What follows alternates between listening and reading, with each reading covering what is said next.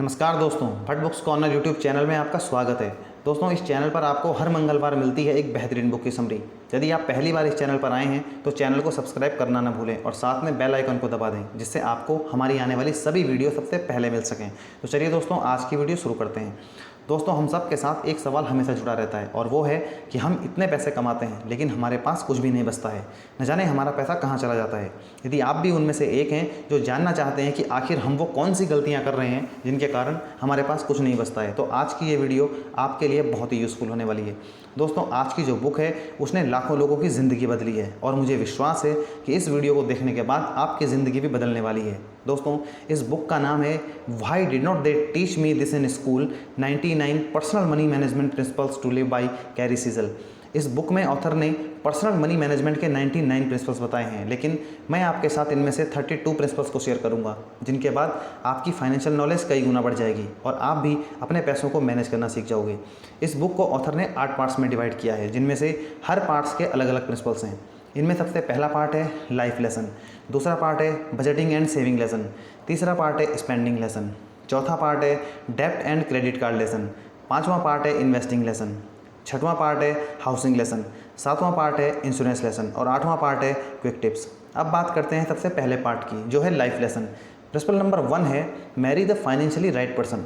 अब यहाँ ऑथर यह नहीं कह रहे हैं कि आपको किसी अमीर लड़की से शादी करनी है, बल्कि ऑथर का कहना है कि आपको ऐसी लड़की से शादी करनी है जिसकी फाइनेंशियल हैबिट्स आपसे मैच करती हों। जब आप किसी को इम्प्रेस करने के लिए महंगे गिफ्ट और महंगे रेस्टोरेंट में डिनर आदि करवाते हैं जिसे आप अफोर्ड नहीं कर सकते हैं, तो यह बिल्कुल भी सही नहीं है। आप अपने पार्टनर को वैसे ही दिखने चाहिए जैसे आप हैं। यदि उन्हें बाद में पता चलेगा कि आपकी फाइनेंशियल हैबिट्स पहले की जैसी नहीं है, तो आपके रिश्ते में कड़वाहट आना तय है। बहुत से कपल्स में झगड़ों का एक बड़ा कारण पैसा होता है। आपको यह पता होना चाहिए कि पैसे के विषय में आपके पार्टनर के क्या विचार हैं। क्या वह एक सेवर है या एक स्पेंडर है? यदि आप पैसे बचाना चाहते हैं तो क्या वह भी पैसे बचाना पसंद करती है, या फिर जितने पैसे वह कमाती है वह सब खर्च करना पसंद करती है? प्रिंसिपल नंबर 2 है stay married to the financially right person. Financially downfall का एक बड़ा कारण है तलाक, जो इंसान को शारीरिक, मानसिक और फाइनेंशियली बहुत कष्ट देता है। ऐसे में इस बुरी सिचुएशन में व्यक्ति को कोर्ट कचहरी के चक्कर काटने में और तलाक में होने वाले अदर एक्सपेंसेस के कारण उसका कमाया हुआ अधिकांश पैसा खर्च हो जाता है। ऑथर अपनी पत्नी को कहते हैं कि तुम्हारे साथ शादीशुदा ज़िंदगी में रहने के कारण ही मैं 45 की एज में रिटायर हो पाया। बहुत से ऐसे लोग हैं जिन्होंने मुझसे भी अधिक पैसा कमाया, लेकिन उनको आज भी अपनी तीसरी और चौथी फैमिली को सपोर्ट करने के लिए काम करना पड़ता है। जो आपके पास है आप उसमें खुश रहो। Always live below your means. यदि आप अपने पैसे को सही तरीके से मैनेज करना चाहते हैं तो आपको हमेशा अपनी इनकम से कम पर रहना होगा। लोग सब कुछ अभी के अभी चाहते हैं। वे इसका इंतजार नहीं करते हैं कि जब उनके पास पैसे होंगे तो वे इसे खरीद लेंगे, बल्कि वे अभी उन चीज़ों को लोन लेकर या क्रेडिट कार्ड से खरीद लेते हैं और इस प्रकार डेब्ट के जाल में फंसते चले जाते हैं। आपको यह करना चाहिए कि जिस चीज़ को आप अभी अफोर्ड नहीं कर सकते हैं उसके लिए तब तक वेट करो जब तक कि आपके पास उसे लेने के पैसे न हो जाएं। जब आप अपनी आमदनी से कम खर्च पर रहोगे तो आपके पास सेविंग या इन्वेस्टमेंट करने के लिए काफ़ी पैसा बच जाएगा, जो धीरे धीरे बढ़ता जाएगा और एक दिन आपको फाइनेंशियली सिक्योरिटी प्रदान करेगा। प्रिंसिपल नंबर 4 है take care of your stuff. Author कहते हैं कि जो भी चीज़ें आपके पास हैं आपको उनकी केयर करनी चाहिए, जैसे आपका घर, गाड़ी, TV, fridge, washing machine, air conditioner और बाकी सामान। यदि आप अपनी चीज़ों की केयर नहीं करेंगे तो वो बहुत ही जल्दी डैमेज हो जाएंगी, जिससे आपके ऊपर बिना वजह फाइनेंशियल बर्डन आ जाएगा। जैसे यदि आप अपनी गाड़ी की सर्विस टाइम पर नहीं करवाओगे तो आपकी गाड़ी चाहे बिल्कुल ही नई क्यों ना हो, बहुत ही जल्दी ख़राब हालत में पहुंच जाएगी। यदि आप अपने घर को टाइम टू टाइम पेंट नहीं करवाओगे, मरम्मत नहीं करवाओगे, तो वो धीरे धीरे जर्जर हालत में पहुँच जाएगा। प्रिंसिपल नंबर 5 है expand your circle of friends, associates and keep in touch with them. यह एक ऐसी एडवाइस है जो आपको फाइनेंशियली और इमोशनली बहुत हेल्प करती है। आपको अपने फ्रेंड सर्कल को बढ़ाना चाहिए और हमेशा उनके टच में रहना चाहिए।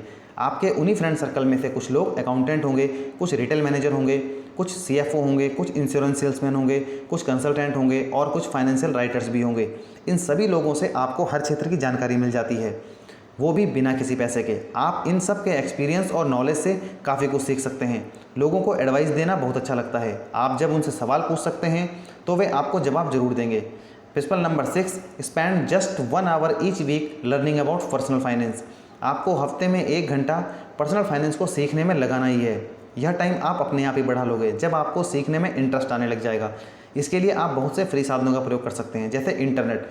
इंटरनेट आज के समय में सीखने का बहुत बड़ा माध्यम है, इसलिए इसका उपयोग सीखने और आगे बढ़ने के लिए करना आवश्यक है। इसमें आप ई बुक्स पढ़ सकते हैं, ब्लॉग्स पढ़ सकते हैं, बिजनेस न्यूज़पेपर पढ़ सकते हैं। लाइब्रेरी जाकर आप पर्सनल फाइनेंस से रिलेटेड बुक्स पढ़ सकते हैं। आपको अपने घर के आसपास देखना होगा कि कौन सी लाइब्रेरी आपके घर के पास है, आप वहाँ जा सकते हैं। प्रिंसिपल नंबर 7 है set realistic short term and long term financial goals. Author कहते हैं कि आपको अपने शॉर्ट टर्म और लॉन्ग टर्म फाइनेंशियल गोल्स बनाने चाहिए। शॉर्ट टर्म गोल्स में आपको उन गोल्स को लिखना है जो आपको जल्दी ही हासिल करने हैं। इनमें आपके 2 प्रकार के गोल आते हैं, एक मंथली गोल और दूसरे एनुअल गोल। लॉन्ग टर्म गोल्स, इसके अंदर आपको उन गोल्स को लिखना है जो आपको लंबे समय में हासिल करने हैं। जैसे मुझे 5 साल बाद नई कार खरीदनी है, 5 साल तक मुझे अपने लोन को चुकाकर समाप्त करना है आदि। Part 2 budgeting and saving lesson. Principle number 8 है develop a return budget and evaluate it every single month. Author कहते हैं कि आपको अपना हर महीने का बजट बनाना चाहिए। आपको यह पता होना चाहिए कि किस चीज़ पर आप कितना खर्च कर रहे हैं। इसके लिए आपको हर महीने अपनी टोटल इनकम और टोटल एक्सपेंसेस का एक ब्यौरा तैयार करना होगा। एक कॉलम में आपको अपनी कुल आमदनी और दूसरे कॉलम में अपने कुल खर्चों को लिखना होगा, जिससे आपको यह पता चलेगा कि महीने में आपकी इनकम कितनी हुई और खर्चे कितने हुए। एक बात आपको हमेशा याद रखनी है कि किसी भी सूरत में आपके एक्सपेंसेस आपकी इनकम से ज़्यादा नहीं होने चाहिए। ऑथर कहते हैं कि आपको पहले बजट बनाना चाहिए और फिर उसे ट्रैक करना चाहिए कि पिछले महीने के बजट में और इस महीने के बजट में क्या अंतर है। उसके बाद आपको उस बजट को एनालाइज करना होगा, जिससे आपको यह पता चलेगा कि पिछले महीने आपने किन किन चीज़ों पर अपना पैसा खर्च किया है और इस महीने कौन कौन सा खर्च रोका जा सकता है। Principle number 9 save invest 50% of every salary increase. जब भी आपकी सैलरी बढ़े तो आपको बढ़ी हुई सैलरी का 50% भाग इन्वेस्ट करना है। ऐसा आपको हर साल करना है। मान लो कि अभी आपकी सैलरी 50,000 रुपये है और 10% इंक्रीमेंट के हिसाब से आपकी सैलरी 5,000 रुपये बढ़कर हो जाएगी 55,000 रुपये। तो आपको उन 5,000 रुपये में से सिर्फ 2,500 रुपये ही प्रयोग में करने हैं। बाकी के 2,500 रुपये आपको अपने बैंक अकाउंट में सेव करने हैं या किसी अच्छे स्टॉक्स या म्यूचुअल फंड में इन्वेस्ट करने हैं। आपको कोशिश करनी है कि पिछली सैलरी में ही आप अपने खर्चों को पूरा करें, क्योंकि यदि आपकी सैलरी नहीं बढ़ती तब भी आप वैसे ही खर्च करते। Principle number 10 save 90% of every bonus और नॉन प्लान्ड इनकम। ऑथर कहते हैं कि जब भी आपके पास ऐसा पैसा आता है जिसकी आपको कोई उम्मीद नहीं थी, जैसे आपको कोई बोनस मिला हो, गिफ्ट या इंसेंटिव मिला हो, या फिर आपने कोई LIC करवा रखी हो और उससे मनी बैक आया हो, या फिर अन्य कोई पैसा, आपको उसका 90% भाग सेव करना है। सिर्फ 10% भाग ही उपयोग करना है। जब आप ऐसा लगातार करेंगे तो आप पाएंगे कि एक समय के बाद आपके पास अच्छा खासी अमाउंट जमा हो जाएगी। Principle number 11 always have an emergency fund.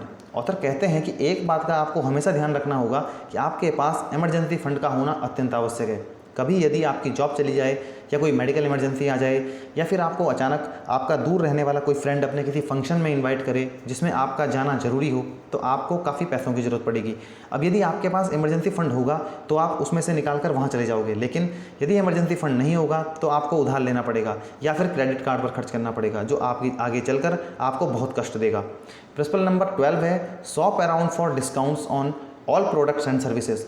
अधिकांश लोगों को जब मन करता है वे सामान खरीद लेते हैं, लेकिन ऑथर कहते हैं कि आप किसी भी समय सामान बिल्कुल न खरीदें। जब उस सामान पर डिस्काउंट चल रहा हो तो तब आप उस सामान को खरीदें। जैसे यदि आपको सर्दियों के कपड़े खरीदने हों तो सीजन के आखिर में विंटर क्लॉथ्स की सेल लग जाती है, जिसमें आप उन कपड़ों को 20% से लेकर 50% तक के हैवी डिस्काउंटेड प्राइस में खरीद सकते हैं। इसी प्रकार जब आपको समर सीजन के कपड़े लेने हों तो सीजन के आखिर में डिस्काउंटेड प्राइस में खरीद कर रख सकते हैं। इसके अलावा किन्हीं विशेष दिनों या त्यौहार के समय पर भी प्रोडक्ट्स में भारी डिस्काउंट मिल जाता है। Spending lesson. प्रिंसिपल नंबर 13 है don't try to keep up with the Joneses, they are going bankrupt. आजकल मैक्सिमम लोगों के पैसे न बचने का एक बड़ा कारण यह है कि वे दूसरों को देखकर अपनी लाइफ स्टाइल तय करते हैं। उन्हें लगता है कि यदि उनके पड़ोस में महंगी कार आई है तो उन्हें भी महंगी कार ही खरीदनी चाहिए। यदि पड़ोसी या रिश्तेदारों के बच्चे महंगे स्कूल में पढ़ रहे हैं तो हम भी अपने बच्चों को वहीं पढ़ाएंगे। वे दूसरों की देखा देखी करने लगते हैं। अब यदि वे उसे अफोर्ड कर सकते हैं तो उन्हें तकलीफ नहीं होती, लेकिन मैक्सिमम लोग ऐसे होते हैं जो उसे अफोर्ड नहीं कर सकते हैं। वे कर्ज लेकर अपने शौक पूरे करते हैं और कर्ज के जाल में फंसते चले जाते हैं। इसलिए आपको दूसरों को देखकर नहीं चलना है। आपकी जेब जितना अलाउ करती है आपको उतना ही खर्च करना है। प्रिंसिपल नंबर 14 है प्रायोरिटीज यूर स्पेंडिंग। हम में से अधिकांश लोग यह नहीं समझते कि हमें किस चीज़ की ज़रूरत है और किस चीज़ की नहीं। ऑथर कहते हैं कि आपको अपने खर्चों की प्रायोरिटीज़ तय करनी होगी। कुछ चीज़ें ऐसी होती हैं जिन्हें हम चाहते हैं और कुछ चीज़ें ऐसी होती हैं जिनकी हमें ज़रूरत होती है। जैसे घर होना एक ज़रूरत है, लेकिन बड़ा घर होना एक चाहत है। घर में गाड़ी होना एक ज़रूरत है, लेकिन बड़ी और लग्जरी गाड़ी होना एक चाहत है। हम कई बार मार्केट से ऐसी चीज़ें ले लेते हैं जिनकी हमें ज़रूरत ही नहीं होती है। जैसे यदि आपका पुराना फ़ोन अच्छा चल रहा है तो सिर्फ इसलिए नया फ़ोन लेने की कोई ज़रूरत नहीं है कि मार्केट में नया फ़ोन आया है और आपको अपडेट वर्जन लेना है। प्रिंसिपल नंबर 15 है purchase last years model on high ticket items.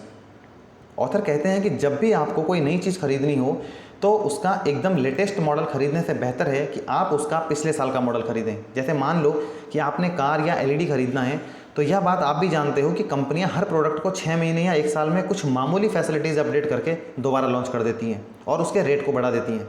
अब आपके लिए बेहतर यह है कि सिर्फ दोस्तों या रिश्तेदारों को दिखावा करने के लिए अपडेट मॉडल को महंगे दाम पर मत खरीदिए, बल्कि पिछले साल के मॉडल को खरीद लीजिए। इससे आपका काम भी हो जाएगा और आपके पास काफ़ी पैसे भी बच जाएंगे जिन्हें आप एक अच्छी जगह पर इन्वेस्ट कर सकते हैं। प्रिंसिपल नंबर 16 है spend now to save later. Author कहते हैं कि कुछ चीज़ें ऐसी होती हैं जिन पर हम अभी खर्च करके भविष्य में पैसा बचा सकते हैं। अब आप सोच रहे होंगे कि ये कैसा प्रिंसिपल है। चलिए मैं बताता हूँ। इसका मतलब यह बिल्कुल नहीं है कि जो चीज़ आप अफोर्ड नहीं कर सकते आप उस पर खर्च करें, बल्कि इसका मतलब है कि आप अभी उन चीज़ों पर यदि खर्च नहीं करेंगे तो भविष्य में आपको बहुत ज़्यादा फाइनेंशियल लॉस हो सकता है। जैसे car maintenance, home mortgage, fitness equipment, health care आदि। यदि आप इनका ध्यान नहीं रखेंगे तो ये भविष्य में आपकी जेब पर बहुत भारी पड़ेंगे। डेब्ट and credit card lesson. Principle number 17 है इफ़ यू आर इन डेब्ट get out of it quickly.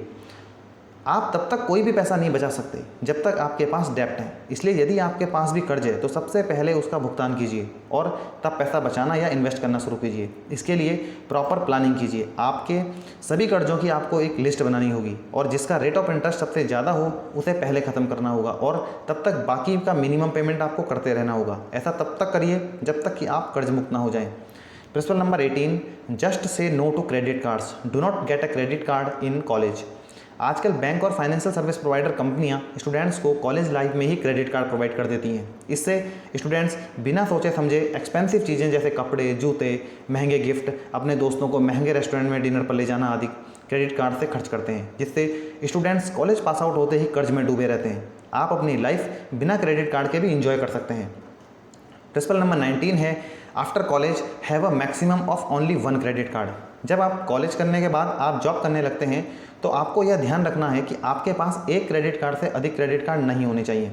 आजकल ये एक फैशन बन गया है कि लोग शो ऑफ करने के लिए कहते हैं कि उनके पास 5-6 बैंकों के क्रेडिट कार्ड्स हैं। ऐसी गलती बिल्कुल ना करें। मैं यहाँ क्रेडिट कार्ड को बुरा नहीं कह रहा हूँ। क्रेडिट कार्ड को यदि सोच समझ कर आप इस्तेमाल करेंगे तो यह एक अच्छी चीज़ है, लेकिन इसका बिना सोचे समझे इस्तेमाल करना हमें बहुत बड़े संकट में डाल देता है। यह आपको एक ऐसे कर्ज के जाल में फंसा देगा जिससे निकलना आपके लिए असंभव हो जाएगा। यदि आपके पास एक क्रेडिट कार्ड भी है तो भी आपको कोशिश करनी है कि आप उसका इस्तेमाल बिल्कुल ना करें, हमेशा डेबिट कार्ड ही यूज़ करें। और यदि आप उसे इस्तेमाल करते भी हैं तो अपने क्रेडिट कार्ड का हर महीने का बिल आपको समय पर जमा करना है। Investing lesson. प्रिंसिपल नंबर 20 है don't fall for get rich quick schemes. अधिकांश लोग लुभावने वादों में फंसकर अपने पैसे को ऐसी जगह लगा देते हैं जो फ्रॉड होते हैं। वे लोग जल्दी ही पैसे को डबल करने का और जल्दी ही अमीर बनने का झांसा देकर लोगों से पैसे हड़प लेते हैं और गायब हो जाते हैं। आज के जागरूक समय में भी इस प्रकार के लोग पाए जाते हैं। इसलिए जब भी आपको कोई जल्दी अमीर बनाने वाली या बहुत ही कम समय में पैसों को कई गुना वाली स्कीम्स के बारे में बताए तो आपको उनके झांसे में नहीं आना है। प्रिंसिपल नंबर 21 है don't invest in just a few stocks और इन्वेस्टमेंट्स। ऑथर कहते हैं कि आपको केवल कुछ स्टॉक्स में ही निवेश नहीं करना चाहिए, आपको एक डाइवर्सिफाई पोर्टफोलियो बनाना चाहिए। मान लो कि आप केवल 2 कंपनियों के शेयर्स खरीदते हैं जो कुछ समय तक तो अच्छा प्रदर्शन करते हैं, लेकिन फिर अचानक कुछ सालों बाद उनमें एक कंपनी बैंकरप्ट हो जाती है और दूसरे शेयर के दाम भी उस समय कम हो जाते हैं। तो ऐसे में आप अपना सारा पैसा खो देंगे। इससे बचने के लिए आवश्यक है कि आप अपना एक डाइवर्सिफाई पोर्टफोलियो तैयार करें जिसमें अलग अलग इंडस्ट्रीज़ की उन कंपनियों के शेयर्स हों जो अपने क्षेत्र में मार्केट लीडर्स हों। प्रिंसिपल नंबर 22 परचेज 3 और 4 स्टॉक इंडेक्स म्यूचुअल फंड्स। जब आप यंग एज में होते हो तो आपके पास इतना समय होता है कि आप समय से बहुत पहले रिटायर हो सकते हो। आपको 3-4 इंडेक्स म्यूचुअल फंडों में निवेश करना चाहिए जो आपको लंबे समय में बेहतरीन रिटर्न जनरेट करके दे सकते हैं। आपके पास large cap mutual fund, mid cap mutual fund, small cap mutual fund, index mutual fund आदि अलग अलग कैटेगरीज के फंडों में निवेश करने का अवसर होता है जिससे आप लंबे समय में एक बड़ा कॉर्पस इकट्ठा कर सकते हैं। Housing lesson. Principle number 23 renting rent don't buy until you are settled. जब आप कॉलेज से पास आउट होकर निकलते हैं और जॉब करने लगते हैं तो आप में से बहुत से लोग घर खरीद लेते हैं, लेकिन यहाँ ऑथर ऐसा करने से साफ मना करते हैं। ऑथर कहते हैं कि अभी आपका करियर शुरू हो रहा है, जिसके कारण आपको अभी अपनी जॉब चेंज करने के लिए दूसरे शहर या विदेश में भी जाना पड़ सकता है। ऐसे में आपको घर खरीद कर अपने ऊपर अतिरिक्त बर्डन नहीं लेना है। जब आप सेटल हो जाएँ, आपकी शादी हो जाए, उसके बाद ही घर खरीदने का डिसीजन लें। Principle number 24, buying a house. The top 2 considerations are locations and price. Author कहते हैं कि जब भी आप घर खरीदने जाएं तो 2 चीज़ों का ध्यान जरूर रखें, एक लोकेशन और दूसरा प्राइस। जब हम लोकेशन की बात करते हैं तो हमें यह देखना आवश्यक है कि क्या वह जगह सुरक्षित है, वहाँ पर परिवार की सेफ्टी के लिए क्या इंतजाम है, वह जगह आपके ऑफिस से कितनी दूर है, वहाँ पर मार्केट और रेस्टोरेंट कितनी दूरी पर उपलब्ध हैं, क्या वहाँ पर टॉप रेटेड स्कूल्स हैं, क्या वहाँ पर बहुत ज़्यादा ट्रैफिक है। इसके अलावा जो दूसरी बात आपको ध्यान में रखनी है वह यह है कि उसका प्राइस क्या है। कहीं आप उसके लिए ओवर पे तो नहीं कर रहे हैं। आपको उसके प्राइस को लेकर नेगोशिएशन भी करनी चाहिए। आपको यह भी ध्यान में रखना है कि भविष्य में जब आप उसे बेचते हैं तो उसकी रीसेल वैल्यू क्या होगी, क्या वो भविष्य में आपको सही कीमत दे पाएगी। Insurance lesson. Principle number 25, always choose the highest deductible for home and automobile insurance. Author कहते हैं कि आपको अपने घर के लिए और गाड़ी के लिए ऐसे इंश्योरेंस का चुनाव करना चाहिए जिसमें हाईएस्ट डिडक्टेबल हो। आपको बता दें कि डिडक्टेबल वह अमाउंट होती है जो क्लेम बिल में आपको मस्ट पे करनी होती है और बाकी इंश्योरेंस कंपनी पे करती है। जैसे मान लो आपकी पॉलिसी में 20% डिडक्टेबल है और यदि आपकी गाड़ी में हुए डैमेज का क्लेम 10,000 रुपये आता है तो आपको 2,000 रुपये का भुगतान करना ही होगा और बाकी 8,000 रुपये का भुगतान इंश्योरेंस कंपनी करेगी। जितना डिडक्टेबल ज़्यादा होगा आपकी पॉलिसी का प्रीमियम उतना ही कम हो जाता है। Principle number 26, you must have health insurance. Money management के लिए यह अत्यंत आवश्यक है कि आपके और आपकी फैमिली के सभी मेंबर्स के पास हेल्थ इंश्योरेंस अवश्य होना चाहिए। हेल्थ इंश्योरेंस आपकी ज़िंदगी में आने वाली हेल्थ इमरजेंसी से आपको सुरक्षित रखता है। जैसे यदि कभी आपकी फैमिली के किसी सदस्य को मेडिकल इमरजेंसी आ जाए और हॉस्पिटल में भर्ती होना पड़ जाए तो हॉस्पिटल का बिल आपको फाइनेंशियली और मेंटल रूप से बहुत भारी कष्ट देगा। यदि आपके पास आज के समय में हेल्थ इंश्योरेंस नहीं है तो आप अपने और अपने परिवार के सदस्यों के साथ बहुत बड़ा रिस्क ले रहे हैं। आपको जितनी जल्दी हो सके हेल्थ इंश्योरेंस लेना ही चाहिए। Principle number 27, term life insurance works best for young adults. Term life insurance family को उस समय फाइनेंशियली सिक्योरिटी प्रदान करता है जब परिवार का वह सदस्य किसी दुर्घटना का शिकार हो जाता है जो घर में कमाने वाला हो। यदि किसी व्यक्ति के साथ ऐसी अनहोनी हो जाए तो ऐसी स्थिति में परिवार के ऊपर फाइनेंशियली संकट आ जाता है और उनके पास आमदनी का कोई साधन मौजूद नहीं रहता। ऐसी स्थिति से टर्म लाइफ इंश्योरेंस फैमिली को हेल्प करता है। यंग एज में बहुत मामूली प्रीमियम देकर अपनी वार्षिक आमदनी से लगभग 10 गुना या 15 गुना टर्म इंश्योरेंस आसानी से लिया जा सकता है। Quick tips. आजकल शादियों में लाखों रुपए खर्च किए जाते हैं। ऑथर कहते हैं कि यदि संभव हो तो शादी में लाखों रुपए खर्च करने की जगह आप सामान्य तरीके से शादी कर सकते हैं और उस अमाउंट से आप अपने घर की डाउन पेमेंट कर सकते हैं। ऑथर कहते हैं कि आपको फर्स्ट जनरेशन के प्रोडक्ट खरीदने से बचना चाहिए। आपको थोड़ा इंतजार करना चाहिए और जब वह प्रोडक्ट सेकंड, थर्ड या फोर्थ हो जाए तो आपको तब उसे खरीदना चाहिए। बुक्स खरीदने के स्थान पर आप उन्हें लाइब्रेरी में जाकर पढ़ सकते हैं। इसके लिए आपके काफ़ी पैसे बच जाते हैं। ऑथर कहते हैं कि आपको डेबिट कार्ड और लोन आदि का उपयोग नहीं करना है। आपको जितना हो सके कैश का उपयोग करना है। आपको अपनी जेब में 3 पीस को ध्यान में रखना है, 1 पैशन, 2 पोलाइटनेस और 3 परसिस्टेंस। यदि आप अपनी जॉब में इन तीनों पर ध्यान देते हो तो आपको जॉब से कोई नहीं निकालेगा, जिससे आपकी इनकम बंद नहीं होगी। तो दोस्तों, इस प्रकार ये प्रिंसिपल हमने सीखे हैं why did not they teach me this in school से। मुझे उम्मीद है कि इसके बाद आप अपने पैसे को मैनेज करना सीख गए होंगे। दोस्तों, यदि आप जानना चाहते हैं कि स्टॉक मार्केट से पैसा कैसा कमाएं और कौन सा शेयर खरीदें तो आपको राइट साइड में दी गई इस वीडियो को जरूर देखना चाहिए, जिसमें स्टॉक मार्केट का पूरा कोर्स मात्र 20 मिनट में समझाया गया है। तो चलिए दोस्तों, मिलते हैं नेक्स्ट ट्यूसडे किसी और बेहतरीन बुक की समरी के साथ। धन्यवाद।